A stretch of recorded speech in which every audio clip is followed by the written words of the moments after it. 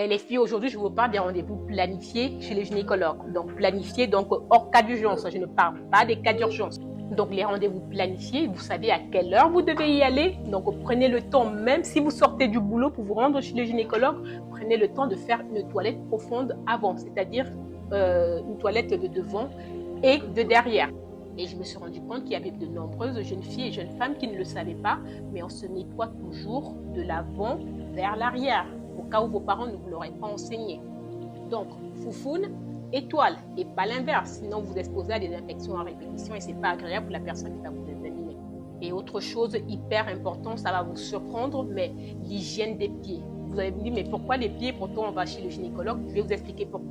Parce que quand vous êtes chez le gynécologue, vous êtes comme ça là, vous avez les deux pieds comme ça sur les étriers et vous avez, lui, il a sa tête entre vos pieds. Et même s'il va comme ça et qu'il revient, en revenant, il a vos deux pieds comme ça directement dans les naseaux. Hein. Et je vous assure que c'est pas agréable. Aucune personne, aucun professionnel n'a de prime pour respirer ces odeurs-là. Donc même si c'est en hiver que vous avez porté des bottes pendant des heures, ou alors même en été, vous avez pris vos baskets pendant des heures, prenez le temps de prévoyer même une paire de chaussettes supplémentaires juste pour pouvoir masquer l'odeur, ou alors aérer un petit peu les pieds avant. C'est très important, l'hygiène des pieds, l'odeur des pieds avant d'y aller.